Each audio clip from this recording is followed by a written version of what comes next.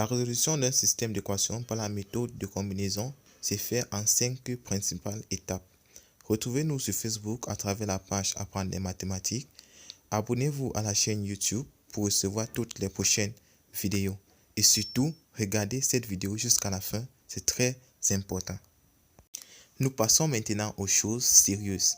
Tenez-vous bien pour la suite et surtout, suivez cette vidéo jusqu'à la fin.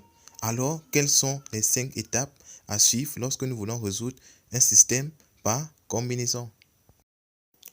À la première étape, on multiplie chaque équation par un nombre afin que les coefficients de x ou de y soient les mêmes. Ceci nous permettra d'éliminer facilement l'une des inconnues et de déterminer l'autre. À la deuxième étape, on ajoute ou soustrait terme à terme les deux équations pour éliminer x ou éliminer y. Ensuite, on obtient une équation du premier degré à une inconnue que l'on résout bien sûr pour trouver cette inconnue.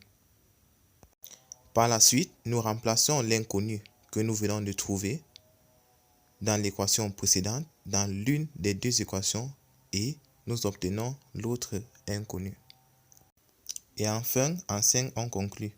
Là maintenant, nous passons à l'application directe de ce que nous venons de voir.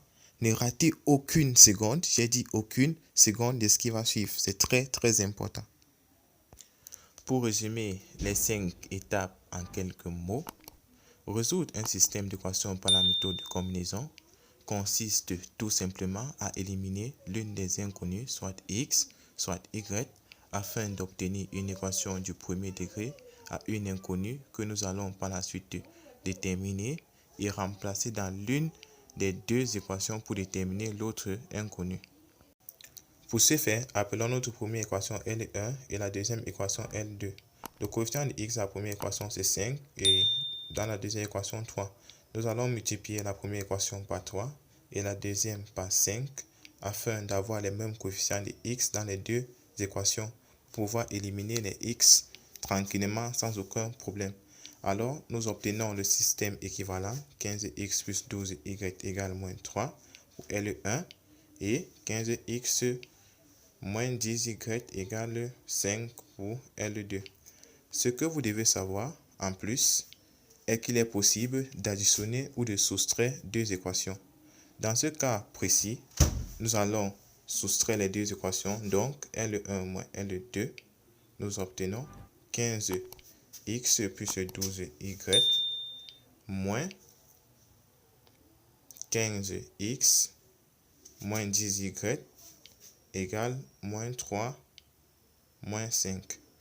Donc, 15x plus 12y moins 15x plus 10y égale moins 8. Les x peuvent se simplifier. Nous aurons donc 22y égale moins 8. Donc, y égale moins 8 sur 22. Et donc, y égale moins 4 sur 11. Ayant obtenu la valeur de y, nous n'avons qu'à la remplacer dans l'une des deux équations pour avoir la valeur de x. Ici, nous allons la remplacer dans L2, mais avant, appelons cette relation 1 et nous avons 1 dans L2. Nous aurons donc 3x moins 2. Nous allons remplacer y par sa valeur, donc moins 4 onzième égale 1. Donc, 3x plus 8 onzième égale 1. Nous aurons 3x égale 1 moins 8 onzième. Et donc, 3x égale à 3 onzième.